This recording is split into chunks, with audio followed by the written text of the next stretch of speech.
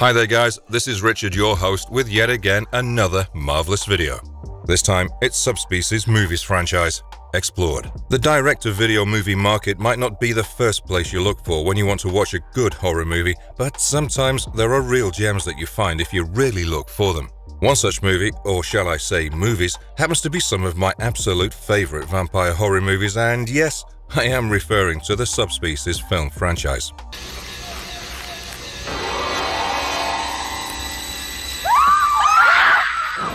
The film series follows a rather nasty and villainous vampire, Radu Vladislas, played by Anders Hove, and the terrible things he does on his quest to turn the beautiful Michelle Morgan, played by Luara Tate and then Denice Duff, into his little vampire fledgling.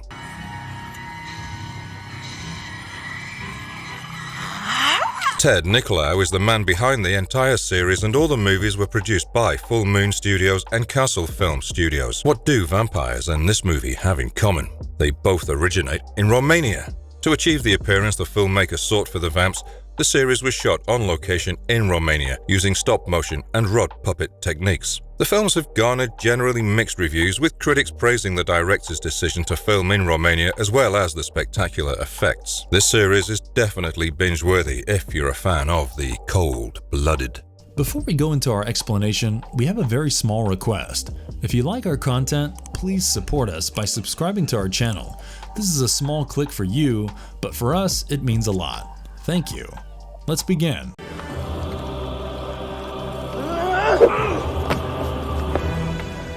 The Knight Has Fangs. Subspecies 1991. The first movie in the series begins with a king who rules over Vladislas Castle in Prejmar, Romania, and has two sons named Radu and Stefan.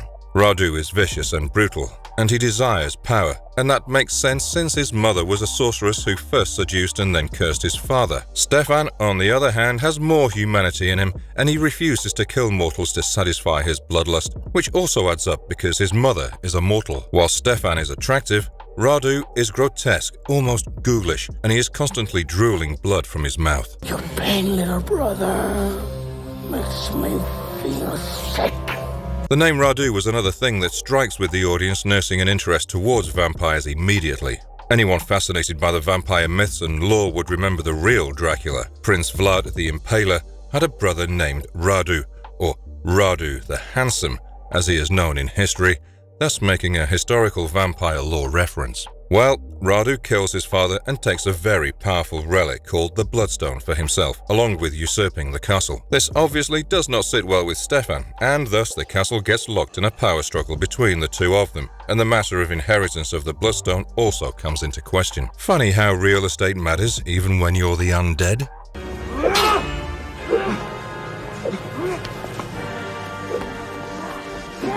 The movie shifts to current day, and we see two American college-going girls, Michelle and Lillian, come to Romania to study the culture of Romania, folklores and local legends, which of course involve vampires. They befriend a local girl, Mara, to help them explore the area, which is absolutely beautiful because the Romanian shooting locations look stellar. The girls chance upon Radu's kind brother, Stefan, and he also becomes friends with them, introducing himself as a student studying nocturnal creatures. The handsome and gentle Stefan gets along with them rather well, but the moment he befriended them, they became fair game for Radu. Radu was also trying to look for a vampire bride, and he becomes obsessed with Michelle, but turns out Michelle was in love with Stefan. Remember the Vampire Diaries, anyone?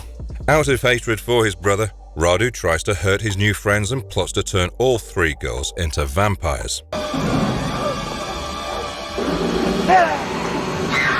Radu has his small little helpers, or the subspecies, which are little creatures who assist Radu when he requires any sort of assistance, and they help him carry out his evil schemes. Live actors in costume were supposed to play the subspecies minions at first.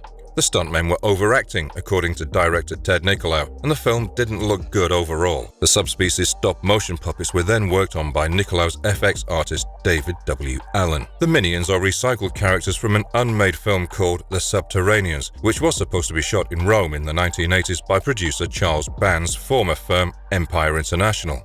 But well, looks like Radu made good use of them. Radu bites both Mara and Lillian and turns them into vampires, and they submit to him because of some weird master fledgling reverence and fall into a trance. Meanwhile, Michelle, who had fallen in love with Radu's attractive and loving brother, discovers that he is also the undead. However, the undead also have feelings, and turns out Stefan has also fallen in love with Michelle and assists her in attempting to release Mara and Lillian from Radu's grip.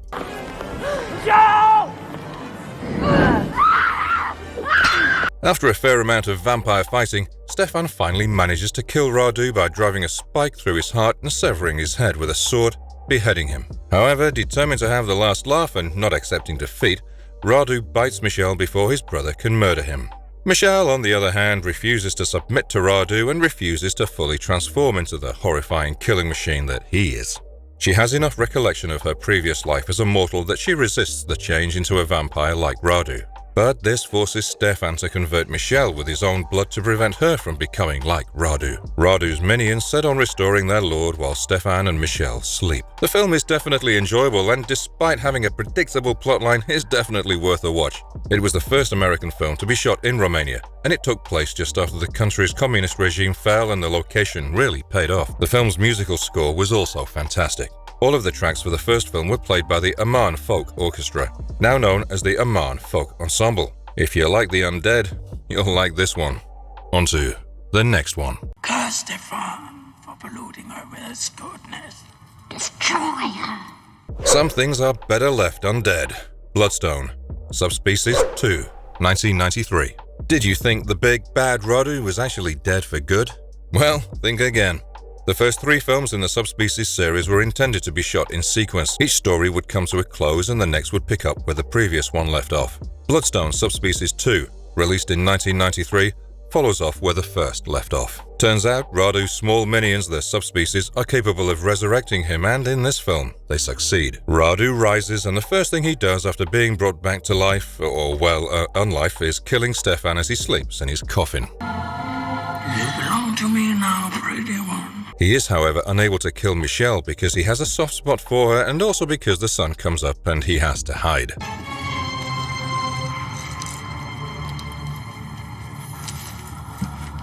When Michelle wakes up, she realizes that Stefan is dead, and that is when she takes the Bloodstone and runs to Bucharest, causing this centuries-old dangerous vampire to track her down. You will suffer dearly for... Michelle realizes that she is in trouble and thus calls her sister Rebecca, or Becky, to come and help her out, all the way from America. She then holes up in a hotel where she is presumed dead when she falls asleep and has a narrow escape before she can be taken to the morgue. In the meanwhile, Becky starts her journey to Romania. Radu, on the other hand, still hot on Michelle's heels, meets up with his creepy sorceress mother. Remember the one who seduced and then cursed his father? Yep, that one. Well, she tells him to go back to Vladislas castle and not leave till the next full moon. And the mama's boy obeys. Remain you there until the moon is full. In the meantime, Becky teams up with a professor called Popescu and a US Embassy agent, Mel Thompson, to track down her sister before things get worse. Things do get worse, however, because Michelle's vampirism seems to get worse as she tries to resist her urge to drink human blood and struggles to deal with her cravings. Becky finally finds Michelle and gives her all her belongings she left at the hotel, along with the Bloodstone, and she runs away, only to drink from it. Radu, however, confesses his love for Michelle and coaxes her into giving him the relic. This leads us up to the climax where Radu tries to drink from Becky but is unable to do so, and thus Becky does not believe Michelle when she finally confesses that she is a vampire and tells her what has happened so far. Hence, only Popescu accompanies her to the tomb of the sorceress where Michelle intends on finishing this once and for all. Popescu tries to stake Radu, but he dies instead, and this leaves our heroine to finish the job. She starts stabbing Radu repeatedly, and he looked pretty dead by the end of it. Becky shows up and finally believes her, but they also realize that Michelle cannot run from the tomb because there was daylight outside. Thus, the sisters agree to wait until nightfall, but they forgot that they were literally inside the tomb of a demonic sorceress and, well, Mummy drags Michelle into the menacing darkness of the tomb, and all poor Becky could do was to listen to her sister's dying screams. Wayne Toth and Norman Cabrera, who both appear as members of a rock band in Bloodlust, do some very impressive practical effects work, and that is seen all throughout the film, especially in the climax. The question for the third installment remains, will Radu stay dead? Bloodstone doesn't feel low cost, despite being released direct-to-video after the original was released in theaters. The picture, on the contrary, has superb production value. This is due to the setting, which was shot on location in real, lavish castles. Ted Nicolau's acute eye is responsible for most of the franchise's popularity, in addition to Hove's unforgettable portrayal of Radu. He's the director of all 5 films, and he understands how to create a frightening scenario, such as the shadow play, which is nothing short of magnificent and makes the most of a small budget. The movie is an excellent follow-up to the cult classic Bloodstone. In some ways, it's even better than Subspecies. The acting and effects are the first things that come to mind, and Nicolau's narrative is a little more fascinating. The best of the Subspecies sequels is without a doubt Bloodstone, and many agree. What do you think? Forgive me, Mother. Love Bleeds, Bloodlust Subspecies 3, 1994. The third installment picks up right where the second one ended, with Radu left for dead and Michelle being dragged into the darkness by the sorceress, Mummy. The movie was actually shot back-to-back with the second film. After Michelle was taken away, Becky left the tomb, hoping to return with help and save her sister. However, Michelle is very much alive despite how dead and rotting she looks, and the ancient sorceress performs blood rites to bring back her vampire son from the dead once again. Her blood will give you life. While Mummy tends to Radu's wounds, Becky finds and brings Mel Thompson and Lieutenant Marin to the cemetery's tomb to find Michelle. Professor Popescu's body is discovered by the group, but there is no other evidence to support Becky's more or less fantastical story about vampires and a witch and the bloodbath that took place at the end of the second movie. Radu, Mummy, and Michelle exit the tomb, and they leave in style, surrounded by mist, as night falls and return to Castle Vladislav. Michelle then surprisingly requests that Radu take her under his wing and teach her all about the blood hunt. It is evident that she is not used to being a vampire, and thus Mummy and Radu start training her, teaching her how to hunt and satiate her hunger for human blood. He forces her to embrace the dark side and the darkness within her. I love her. There is no love between the living and the dead. Due to this training and the recurring hunts for humans for Radu and Michelle to feed on, villagers start disappearing all over the village. Tons of blood is shed, and we see quite well done and terrifying scenes of vampirism and gore, with both Anders Hove and Denice Duff delivering quite the performance when they haunt the village looking for prey. Fun fact, if you look closely enough, at one point in the movie, Anders Hove is shown without his makeup on. Specifically, he is seen outside of a motel and is regarded as a fisherman. Becky, Mel, a CIA agent, and Lieutenant Marin, however, follow the vampires all the way to Vladislas Castle because she is determined to save her sister and not give up on her, so she is clearly not one to sit still. They show up with guns and silver bullets, all prepared to do some vampire hunting, but they're unable to enter the castle due to the professor's hidden entrance being blown up. They explore the crypts underneath the castle, but to no avail. Eventually, Mel and Lieutenant Marin manage to scale the walls of the castle and find a way in, but can you really fool bloodthirsty vampires and an ancient dark sorceress? Turns out you can't, and Mummy finds them before they even attempt to begin the rescue mission.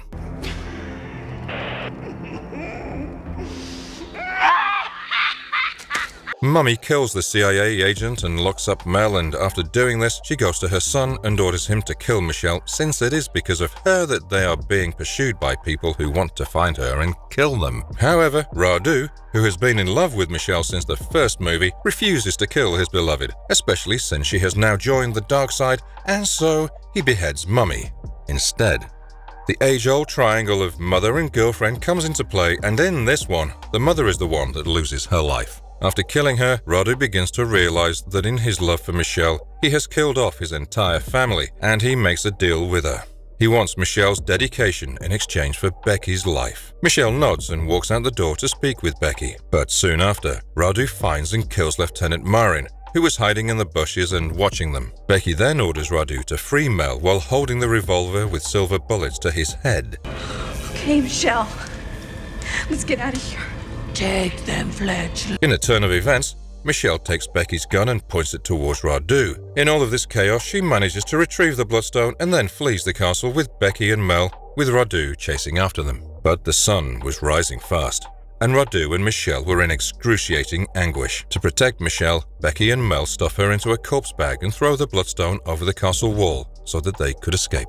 Radu tries to recover it, but the sun is simply too bright. He catches fire because of the sunlight, falls over the castle wall, and is impaled on a dead tree limb. But again, this is not the end for Radu, as drops of Radu's blood change into his minion subspecies as his body is destroyed. This is, however, the final installment in the subspecies saga to include Radu's subspecies minions. The acting is solid, the gore is there, and the cinematography also works for the environment that the director was trying to create. We get some amazing scenes from this one, and while it is considered the weakest movie in the saga, you can't possibly skip it if you want to keep up with all the blood, gore, and destruction this series is known for.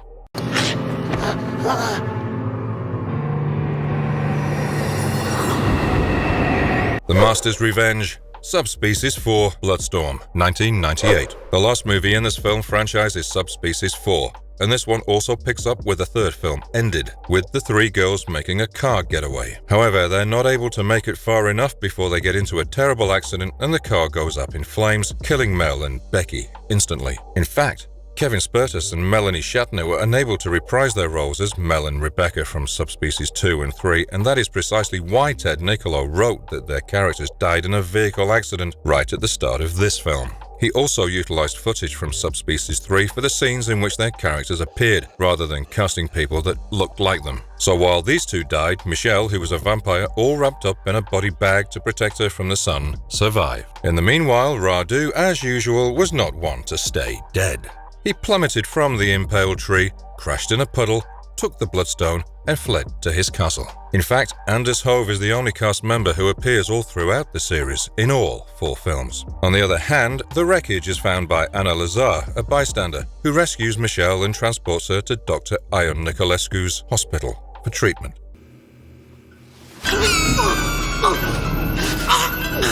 Ion swiftly recognizes Michelle as a vampire and vows to assist her in curing her vampirism. However, there's always a catch, and the catch here is that Dr. Niculescu is a vampire who utilizes science to overcome his vampire vulnerabilities, save for the craving for blood, and he plans to use Michelle to obtain the bloodstone and therefore a solution for his affliction. Interestingly, because the original model had gone missing by the time production began, the bloodstone in the movie was created using a computer. Once Radu regains his strength, he travels all the way to Bucharest and meets one of his centuries-old vampire fledglings called Ash. Radu then enlists Ash's assistance in locating Michelle, while Serena, Ash's own fledgling, tries to pit Radu and Ash against each other. However, Radu and Ash finally track down Michelle, but realize that she is being somewhat held hostage by Dr. Niculescu. Dr. Niculescu agrees to surrender Michelle to Radu in return for 3 droplets of blood from the bloodstone. Radu accepts, but we learn quickly that it was all a ruse to give Dr. Niculescu the chance to kidnap and imprison Radu.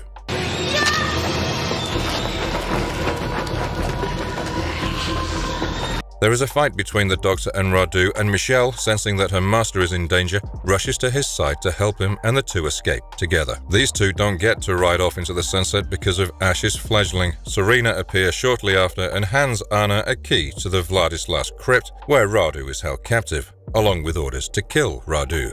This brings us to the climax of the film. Dr. Niculescu and Anna arrive at the tomb to finish Radu off for once and for all, but Radu wakes up and murders Niculescu. He is, after all, an ancient vampire who has an immeasurable thirst for blood and violence. You will make a pretty place. Radu then shifts his focus to Anna, but Michelle cuts his throat because she finally realizes how much of a terrible creature Radu is. This follows Anna to decapitate Radu in time, and they set fire to his body and flee the castle, taking the bloodstone with them. When a caretaker hears Anna's screams, he opens the crypt to check and streams sunlight inside, which stops Ash and Serena from chasing after Anna because they were waiting for her at the entrance of the crypt. Michelle is then encased in a casket and carried out of the cemetery, while Radu's head rests atop a sun-baked pike, bringing an end to the terrifying reign of Radu the Terrible. The last installment isn't as impressive as the rest of the movies, and it definitely hits a snag here and there, but that's not to say that it is unwatchable. The blood and gore that first draws the audience to this series is there, along with all of the vampire action.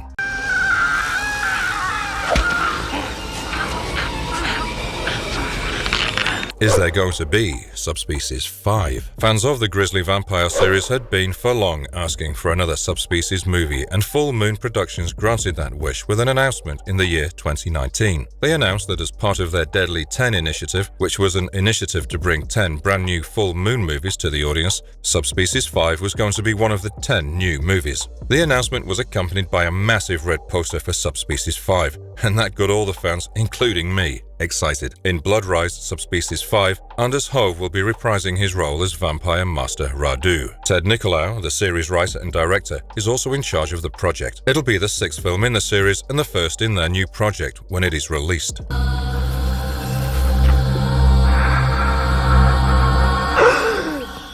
However, as things happen, the pandemic hit that same year and a bunch of production got delayed, including Subspecies 5. Subspecies 5 was supposed to start its shooting in Eastern Europe in the month of March in 2020, but the pandemic set it back even further. However, Full Moon Productions promised and reassured the fans that this would be the first movie that they make post-pandemic. Don't give up hope just yet. It'll be here. In the meantime, here's a sneak peek into the plot of the new film.